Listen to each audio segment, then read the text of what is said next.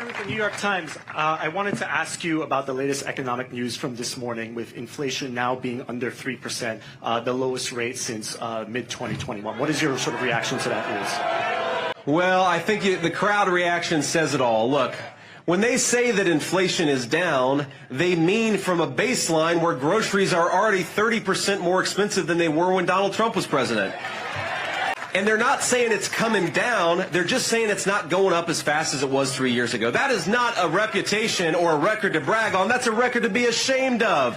Why did it take them so long to get inflation to where it is, and why are prices so high? It's because Kamala Harris failed to do her job. You know, it's funny. Kamala Harris, on the one hand, will say, on day one, we're going to tackle the affordability crisis. And like I said earlier, Kamala Harris has been the vice president for 3.5 years. And I think, ladies and gentlemen, she's in effect been the acting president, because we all know Joe Biden isn't home. So she's been the one controlling government policy for 3.5 years. She says she wants to tackle the affordability crisis on day one. And then on the other hand, she'll say, well, we've already got inflation under control. Well, which is it, Kamala? Which is it? The simple truth is America's credit card debt is getting higher. Americans are finding the basic necessities of middle-class life less affordable.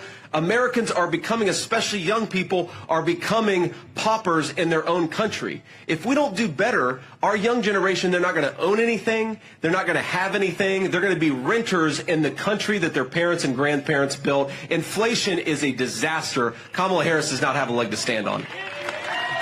Prices for everyday things like groceries are still too high.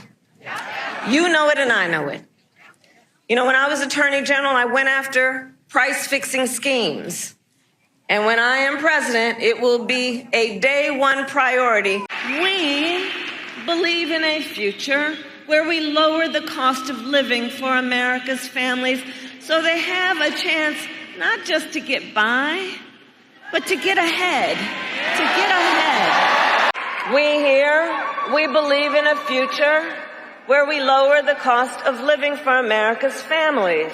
Now, I cannot get over, my friends, about everything about her campaign is fake.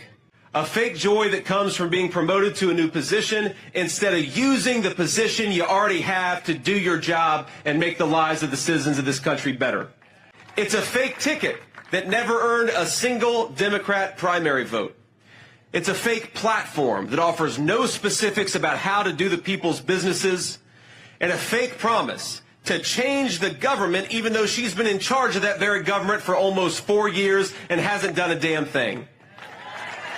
Yeah, JD's right. The last 4 years with fuel prices, inflation, we just have to work so hard. Steve and I are here all the time. We tried to give raises to our guys, but when inflation goes up 20% since 2021 under this administration in Michigan, it's a little hard to keep up. We're doing the best we can. Our margins are getting thinner. We're going to keep going. We got great employees. There's a bunch of them here, and we're just going to keep rocking it out. But we got to get this guy elected. We got to get Donald Trump elected with JD as his VP.